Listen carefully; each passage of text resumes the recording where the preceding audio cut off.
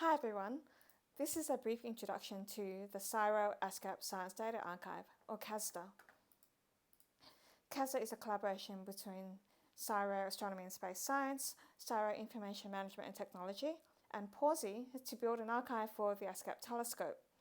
It will store science-ready data products, so that is processed images and cubes, not just raw visibilities. So CASDA will have images and image cubes, spectra, catalogs, and calibrated visibilities. We can't store full resolution visibilities for the full surveys, that just becomes too much data, but we can store continuum visibilities. This is a schematic of the data flow of ASCAP. The data is correlated on site at the Murchison Radio Observatory and then goes to PAWSI, where the custom-built CSIRO software ASCAPsoft produces images, cubes, and catalogs. The science data produced by ASCAPsoft in full operations is expected to be about 5 petabytes per year, and this is what we archive and serve with CASDA. So not everybody is a radio astronomer or closely working with ASCAP. So here's a list of some ASCAP and CASDA terms and their meanings. SSTs are survey science teams. So there are 8 survey science teams, and you can see the resources on the next slide to find out more about these surveys. An SBID is a scheduling block ID. Observations are performed and processed in scheduling blocks. These are generally about 10-hour blocks, but they can be shorter depending on the project. And early on with some projects, we tried multiple fields per SBID. But for various reasons, we're now trying to stick to 1 field per SBID. The project ID is just a project code to identify the project data in OPAL and CASDA. ASCAP project codes start with AS. DAP means Data Access Portal.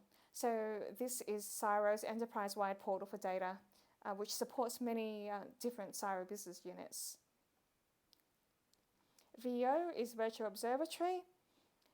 The Virtual Observatory protocols and tools allow for automated or scripted search and download of data. So observational data. In CASDA, we mean this is the data processed by the observatory with ASCAPsoft and then deposited. It can be released or unreleased in CASDA. Unreleased data in our parlance is deposited, but only available to project team members. So your PI can add you to the list of users that can access this unreleased data. Released data has been validated and is publicly available. Derived data are value-added data uploaded by users. For instance, EMU team may generate a catalog with optical counterparts and then upload and publish that with CASDA. So I'd like to point out some available online resources. The first is the CASDA webpage, where you can quickly access the web UI, find our user guide, find information about the different product types in CASDA, for instance, the clean component maps versus the Stokes Eye image, and you can find out how to ask for user support. Secondly, there's the ASCAP facility page on the ATNF webpage. This gives basic overview of ASCAP and the science teams. And there you can find the ASCAP newsletter. This is a regular informal newsletter reporting on activities of interest, including the progress of ASCAP, new science results, and new releases of software or the availability of data. The ASCAP Survey Science Team conference page gives useful information for astronomers and survey team members. This has more detailed technical information about the surveys and observations. So what does CASDA do? Well, CASDA aims to provide the following: data discovery, data access, and data publication. We want you to find data that is useful to you, and you shouldn't have to be an expert radio astronomer to find the data. And with CASDA, you can query data products and the source catalogs themselves. In terms of data access, you can download entire data products, or you can generate cutouts and extract small parts of large cubes. Data publication is important, so science teams can produce value-added data and then deposit that data into CASDA.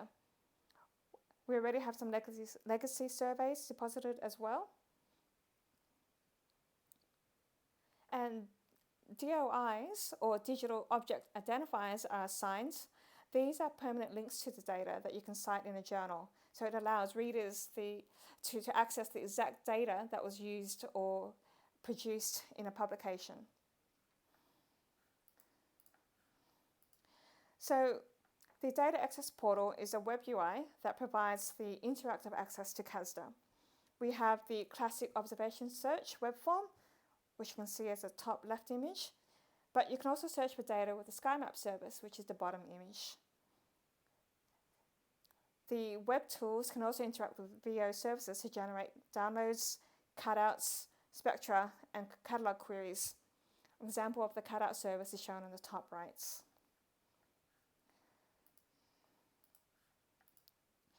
The VO services are commonly accessed using an application such as ToughCat or Aladdin. We also have example Python scripts available that can be used to search and access the data.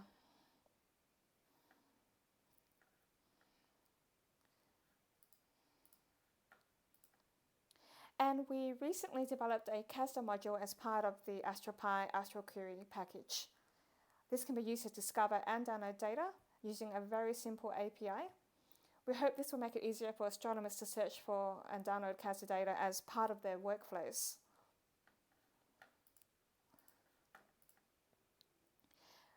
This is a list of the data that is already in CASDA. We have ASCAP beta datasets. We also have the legacy H1 datasets I mentioned, so high-pass SGPS. We have ASCAP early science continuum and spectrum line data, so these are observations done with at least 12 antennas. And we also now have some of the pilot survey data, which I'll show on the next slide.